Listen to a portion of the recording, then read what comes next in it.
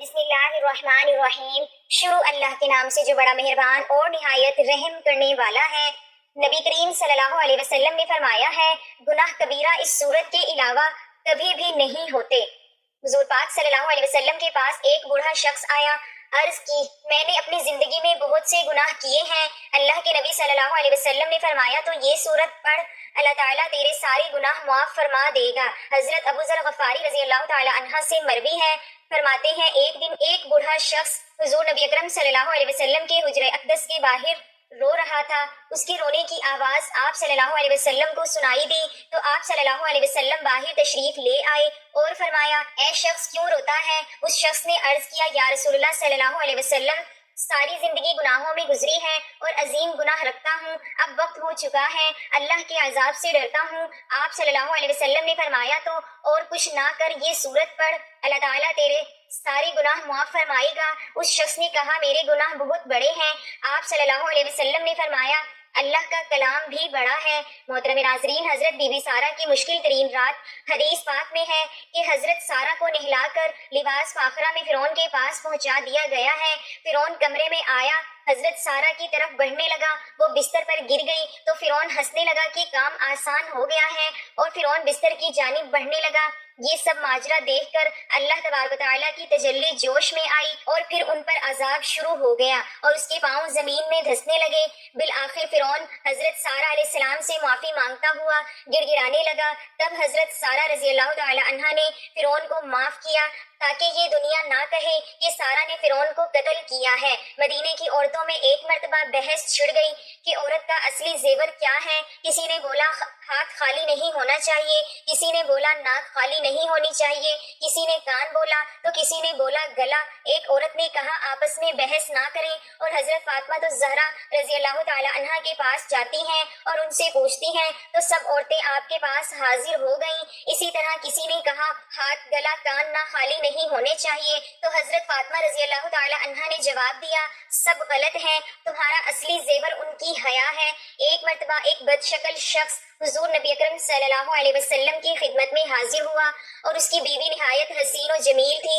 آپ صلی اللہ علیہ وسلم نے اس شخص سے پوچھا کہ تیری بیوی تیرے ساتھ کیا برتاؤ کرتی ہے؟ اس شخص نے کہا کہ میری بہت قدر کرتی ہے اور میری بلا اجازت گھر سے باہر نہیں نکلتی، اپنے حسن و جمال کا لحاظ نہیں کرتی بلکہ میری خدمت کا خیال کرتی ہے۔ یہ سن کر آپ صلی اللہ علیہ وسلم نے فرمایا، جا اور اس سے کہہ دے کہ وہ جنتی عورتوں میں سے ہے کیونکہ باوجود حسن و جمال کے اپنے شوہر کی تابعداری کرتی ہے، اس کی بدصورتی پر نہیں جاتی۔ اس حدیث سے معلوم ہوا کہ شوہر کی خدمت کرنے سے عورت کو جنت حاصل ہوتی ہے، بالخصوص وہ عورت جو کہ حسن و جمال میں شوہر سے بڑھ کر ہے مگر وہ اپنے حسن و جمال کے فخر کی بجائے اپنے شوہر کی خدمت پر فخر کرتی ہے۔ حضرت حارث رضی اللہ تعالی عنہ بیان کرتے ہیں کہ میرے والد نے کہا کہ رسول اللہ صلی اللہ علیہ وسلم نے فرمایا، میں نے ملک الموت کو ایک انصاری کے سرہانے بیٹھا ہوا دیکھا تو کہا کہ اے ملک الموت، میرے صحابی کے ساتھ نرمی کرنا، یہ مومن ہے۔ ملک الموت نے عرض کیا، آپ خوش رہیں، اپنی آنکھیں ٹھنڈی رکھیں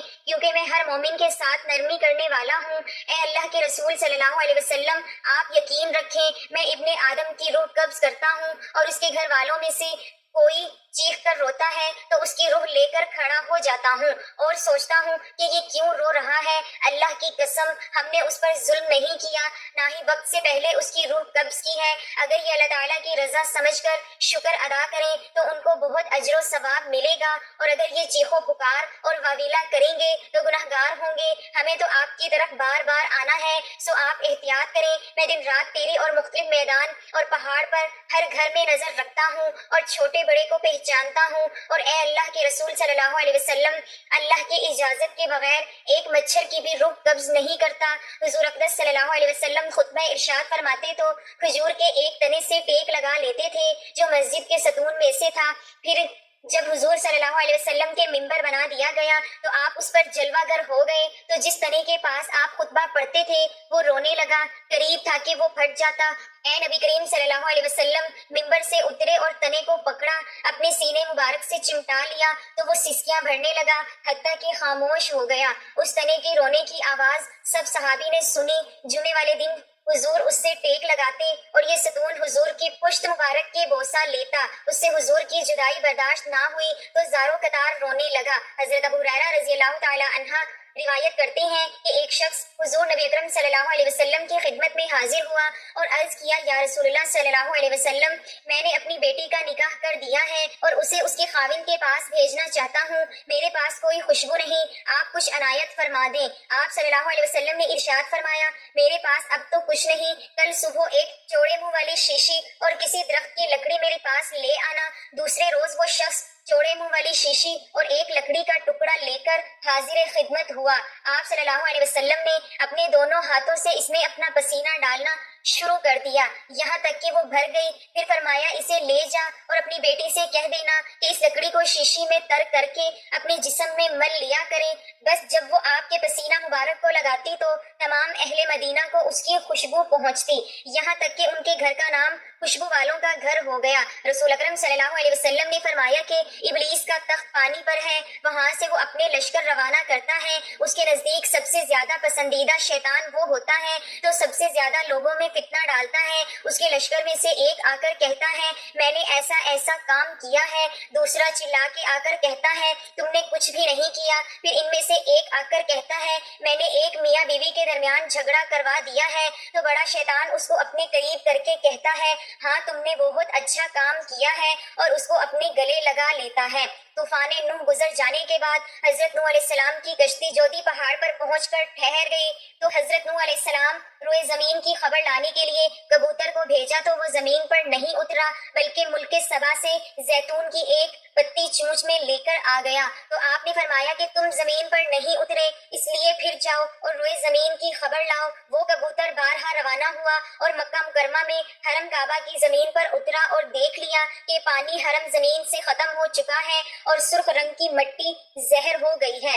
کبوتر کے دونوں پاؤں سرخ مٹی سے رنگین ہو گئے اور وہ اسی حالت میں حضرت نوح علیہ السلام کے پاس واپس آ گیا اور عرض کیا کہ اے خدا کے پیغمبر، آپ میرے گلے میں ایک خوبصورت توق عطا فرمائیے اور میرے پاؤں میں سکون عطا مرحمت فرمائیے اور مجھے زمین حرم میں سکونت کا شرف عطا فرمائیے۔ چنانچہ حضرت نوح علیہ السلام نے کبوتر کے سر پر دست شفقت پھیرا اور اس کے لیے یہ دعا فرما دی کہ اس کے گلے میں دھاری دار کا خوبصورت ہار پڑا رہے اور اس کے پاؤں سرخ ہو جائیں اور اس کی نسل میں خیر و برکت رہے اور اس کی زمین حرم میں سکونت کا شرف ملے۔ چنانچہ حضرت نوح علیہ السلام کی یہ دعا قبول ہوئی اور کبوتر کا پاؤں ہمیشہ کے لیے سرخ ہو گیا۔ حافظ ابن کثیر اور حافظ ابن عساکر رحمۃ اللہ علیہ عبداللہ بن حذیفہ کا واقعہ بیان کرتے ہیں کہ آپ کو رومی کافروں نے قید کر لیا اور اپنے بادشاہ کے پاس پہنچا دیا۔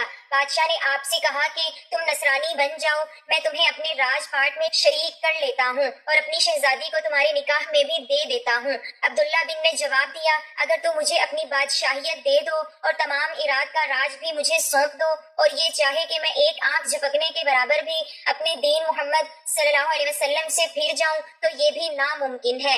بادشاہ نے کہا، پھر تجھے قتل کر دوں گا۔ حضرت عبداللہ بن حذیفہ نے جواب دیا کہ ہاں، یہ تجھے اختیار ہے۔ چنانچہ اسی وقت بادشاہ نے حکم دیا اور انہیں صلیب پر چڑھا دیا اور تیر اندازوں نے قریب سے باحکم بادشاہ کے ہاتھ اور جسم کو چھیدنا شروع کر دیا۔ بار بار کہا جاتا ہے کہ اب بھی نصرانیت قبول کر لو اور آپ پورے صبر و استقلال سے فرماتے جا رہے تھے کہ ہرگز نہیں۔ آخر بادشاہ نے طرح طرح کی اذیتیں پہنچائی لیکن پھر بھی اپنے ایمان پر بنے رہے۔ بالآخر بادشاہ کی بھٹی میں چڑھانے کا حکم دیا اور بھٹی میں لے گئے تو عبداللہ بن حذیفہ کی آنکھوں سے آنسو نکل آئے تو بادشاہ نے کہا کہ اتنی اذیت دی گئی ہے لیکن اپنے دین محمدی میں ڈٹے رہے اور اب یہ آنسو کیسے؟ تو عبداللہ بن حذیفہ نے فرمایا کہ ایک ہی جان ہے جسے راہ خدا میں قربان کر رہا ہوں، کاش میرے پاس ہزاروں جانیں ہوتی تو قربان کر دیتا۔ حضرت مالک بن دینار ایک مرتبہ بازار تشریف لے گئے۔ ایک حسن اتفاق سے اس وقت سامنے سے بادشاہ سلامت کی سواری آ رہی تھی۔ سواری کو راستہ دلوانے کے لیے پہرے دار لوگوں کو ادھر ادھر ہٹانے کے لیے ایک شور بلند کیا۔ حضرت مالک بن دینار رحمت اللہ علیہ اس قدر کمزوری محسوس کر رہے تھے کہ انہیں راستے سے ہٹنے میں تھوڑی تاخیر ہو گئی۔ چنانچہ ایک پہرے دار نے آپ کو زور سے کوڑا مارا۔ تکلیف کی اس حالت میں آپ کے منہ سے اس پہرے دار کے بارے میں یہ کلمہ نکل گیا، خدا کرے کہ تیرے ہاتھ کٹوا دیے جائیں۔ پھر کیا تھا، چند ہی روز بعد کسی جرم کی پاداش میں اس پہرے دار کے ہاتھ کٹ لٹوا دیے گئے۔ تاہم آپ کو اس کی یہ حالت دیکھ کر انتہائی فلک تاہم ہوا۔ آپ نے دل میں کہا کہ کاش قرب کی حالت میں میرے منہ سے پہرے دار کے بارے میں برا کلمہ نہ نکلتا۔ حضرت بی بی آمنہ کے شوہر حضرت عبداللہ کو 6 سال گزر چکے تھے۔ حضرت آمنہ اپنے شوہر حضرت عبداللہ کو بہت یاد کرتی تھی اور اکثر انہیں یاد کر کے رویا کرتی تھی، لیکن قسمت کا فیصلہ 6 سال گزر چکے اور ابھی تک اپنے شوہر کی قبر پر جانے کا موقع نہ مل سکا۔ آخر بے چین ہو کر ایک دن حضرت عبد المطلب سے کہا کہ بابا جان، میں کچھ دنوں کے لیے اپنے گھر مدینہ جانا چاہتی ہوں۔ حضرت عبد المطلب نے اجازت دی تو اپنی خادمہ ام ایمن اور منشی ایرانی کو لے کر ایک اونٹنی سے چل پڑی۔ 10 دنوں کا سفر کر کے مدینہ منورہ میں پہنچی۔ 1 ماہ بعد حضرت آمنہ اپنی والدہ سے اجازت لے کر گھر واپسی کے لیے نکل پڑی تو 3 دن کا سفر طے کرنے کے بعد اچانک بی بی آمنہ کے سینے میں درد ہوا۔ اس وقت مکہ مکرمہ میں مقام ابو پہنچ چکی تھی جو ایک بیابان جنگل تھا۔ حضرت آمنہ ام ایمن سے بولی کہ میرے سینے میں درد ہو رہا ہے۔ حضرت ام ایمن نے اونٹنی کو ایک پہاڑی کے سائے میں بٹھایا اور بی بی آمنہ کو اونٹنی سے اتار کر نیچے سلا دیا۔ پھر رفتہ رفتہ سینے کا درد بڑھتا گیا اور حضرت آمنہ مکہ مکرمہ میں ابو میں 25 سال کی عمر میں اللہ کو پیاری ہو گئی۔ اس وقت حضور نبی کریم صلی اللہ علیہ وسلم کی عمر صرف 6 برس کی تھی۔ نبی کریم صلی اللہ علیہ وسلم کی دنیا سے پردہ فرمانے کے بعد حضرت بلال ملک شام چلے گئے اور وہیں بس گئے۔ ایک عرصے کے بعد خواب میں نبی پاک حضرت محمد صلی اللہ علیہ وسلم کی زیارت ہوئی اور فرمایا، اے بلال، ہمیں ملنا کیوں چھوڑ دیا ہے؟ آنکھ کھلتے ہی مدینہ کے لیے روانہ ہو گئے۔ کئی دنوں کی مسافت کے بعد مدینہ پہنچے، مسجد میں حاضری دی اور روضہ رسول پر پہنچے، صلی اللہ علیہ وسلم پر پہنچے۔ وہی بے ہوش ہو کر گر پڑے۔ جب ہوش آیا تو اہل مدینہ نے کہا کہ ایک بار وہی اذان سنا دیں۔ سرکار کے زمانے والی حضرت بلال رضی اللہ تعالی عنہ نے معذرت کی کہ اب مجھ سے برداشت نہیں ہوگا۔ لوگوں نے حسنین کریمین سے کہلوایا، انکار ناممکن تھا۔ اذان شروع کر دی تو اہل مدینہ رو پڑے، دل قابو میں نہ رہے۔ پیارے آقا صلی اللہ علیہ وسلم کا زمانہ تازہ ہو گیا۔ بچے سب اپنے اپنے گھروں سے نکل آئے، غم سے نڈھال ہیں، بے قرار ہیں، ہچکیاں بند گئی۔ جب کہا اشہد ان محمد رسول اللہ، لوگ چیخ مار کر رونے لگے۔ حضرت بلال رضی اللہ تعالی عنہ کی نظر ممبر رسول پر پڑی۔ ممبر خالی تھا، سرکار نہیں تھے۔ ممبر خالی دیکھ کر گر پڑے، بے ہوش ہو گئے، اذان مکمل نہ کر سکے۔ جب ہوش میں آئے تو اٹھے، روتے ہوئے ملک کے شام کی طرف روانہ ہو گئے۔ حضرت ابو ہریرہ رضی اللہ تعالی عنہ سے روایت ہے، رسول خدا صلی اللہ علیہ وسلم نے فرمایا کہ جس آدمی پر بھی اپنے بھائی مسلمان کا اس کی عزت و آبرو سے متعلق یا کسی اور چیز سے متعلق کوئی حق ہو، یعنی اس کی بے عزتی کر کے یا کوئی اور زیادتی کر کے اس پر ظلم کیا ہو، اس کو چاہیے کہ آج ہی دنیا میں ازالہ کر کے حق ادا کر دے، قبل اس کے کہ وہ دن آ جائے جس میں ازالہ کر کے کسی کے پاس دینار و درہم نہیں ہوں گے۔ ازالے کے لیے اس کی نیکیاں لے کر مظلوم کو دے دی جائیں گی، اگر اس کی نیکیاں نہ ہوں گی تو حقدار کی برائیاں لے کر اس پر لا دی جائیں گی۔ حضرت ابن عمر بن عاص رضی اللہ تعالی عنہ سے روایت ہے کہ نبی کریم صلی اللہ علیہ وسلم نے فرمایا کہ مسلمان وہ ہے جس کی زبان اور ہاتھ سے دوسرے محفوظ رہیں، اور مہاجر وہ ہے جو اللہ کی منع کی ہوئی چیزوں کو چھوڑ دیں۔ حضرت ابو ذر رضی اللہ تعالی عنہ سے مروی ہے، فرماتے ہیں ایک دن ایک بوڑھا شخص حضور اکرم صلی اللہ علیہ وسلم کے حجرہ اقدس کے باہر رو رہا تھا، تو اس کے رونے کی آواز آپ صلی اللہ علیہ وسلم نے سنی تو آپ صلی اللہ علیہ وسلم باہر تشریف لے آئے اور فرمایا، اے شخص کیوں روتا ہے؟ اس شخص نے عرض کیا، یا رسول اللہ صلی اللہ علیہ وسلم، ساری زندگی گناہوں میں گزری ہے اور عظیم گناہ رکھتا ہوں، اب وقت ہو چکا ہے کہ اللہ کے عذاب سے ڈرتا ہوں۔ آپ صلی اللہ علیہ وسلم نے فرمایا، تو یہ سورت پڑھ لے، اللہ تعالیٰ تیرے گناہ معاف فرما دے گا، اور وہ سورت توبہ ہے۔ حضور پاک صلی اللہ علیہ وسلم نے فرمایا کہ جو شخص روزانہ 1 مرتبہ کسی بھی وقت سورت توبہ کی تلاوت کرتا ہے تو اس کے کبیرہ صغیرہ سارے گناہ معاف ہو جاتے ہیں۔ جو انسان اپنے گناہ معاف کروانا چاہتا ہے تو اس کو چاہیے وہ روزانہ سورت توبہ کی کسی بھی وقت تلاوت کرے، انشاءاللہ اس سورت کی بدولت انسان کے سارے کبیرہ صغیرہ گناہ معاف ہو جاتے ہیں۔ واضح رہے کہ فرائض و واجبات اور دیگر اعمال حسنہ سے صغیرہ گناہ خود بخود معاف ہو جاتے ہیں، البتہ کبیرہ گناہوں کی معافی کے لیے توبہ شرط ہے۔ پھر وہ گناہ کبیرہ جن کا تعلق حقوق العباد سے ہے وہ بندے کے معاف کرنے سے معاف ہوتے ہیں، جیسے کسی کا حق مارا ہوا ہو تو اس کو حق واپس کرے کہ صاحب حق سے اس کا حق معاف کروا لے۔ اگر ان دونوں میں سے کوئی ایک چیز بھی نہ پائی جائے تو حقوق العباد صرف توبہ سے معاف نہیں ہوتے، اور وہ دوسرے گناہ جن کا تعلق حقوق اللہ سے ہو، مثلا نماز کو وقت پر ادا نہیں کیا،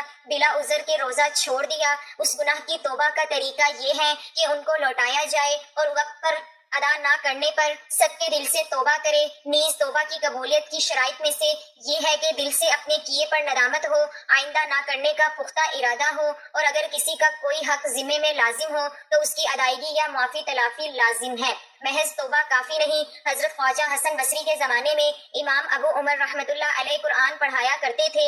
ایک مرتبہ ان کے پاس کوئی شخص قرآن پڑھنے آیا، آپ نے اس کو پڑھانے میں بخل و خیانت کا ارتکاب کیا۔ اس جرم میں اللہ تعالیٰ نے انہیں سارا کلام حکیم بھلا دیا۔ وہ روتے ہوئے خواجہ حسن بصری کے پاس گئے اور سارا معاملہ بیان کیا۔ خواجہ حسن بصری نے فرمایا، اے شخص، تو حج کو روانہ ہو جا، کیونکہ آج کل حج کے ایام ہیں، اور جب تو حج سے فارغ ہو جائے تو مسجد خائف میں ایک بزرگ محراب میں بیٹھے ہوئے ملیں گے۔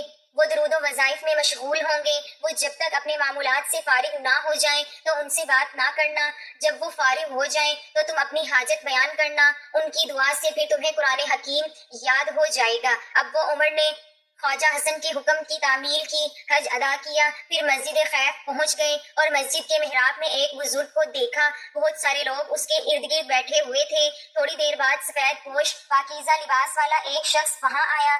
سب لوگ اس کے گرد بیٹھ گئے، کچھ دیر باتیں ہوئیں اور اتنے میں نماز کا وقت ہو گیا۔ سفید لباس والا شخص وہاں سے چلا گیا، دوسرے لوگ بھی چلے گئے۔ جب وہ بزرگ تنہا رہ گئے تو ابو عمر رحمۃ اللہ علیہ ان کے پاس پہنچے اور بعد ان سے اپنا سارا معاملہ بیان کیا، پھر دعا کی درخواست کی۔ ان بزرگ نے آسمان کی طرف دیکھا اور دعا فرمائی۔ ابھی انہوں نے دعا ختم نہ کی تھی اور دعا قبول ہو گئی۔ ابو عمر رحمۃ اللہ علیہ کو قرآن پاک یاد آ گیا۔ سبحان اللہ، اللہ رب العزت ہم تمام مسلمان بھائیوں کو قرآن پاک پڑھنے اور اس کو سمجھنے کی توفیق عطا فرمائے، آمین یا رب العالمین۔ جزاک اللہ۔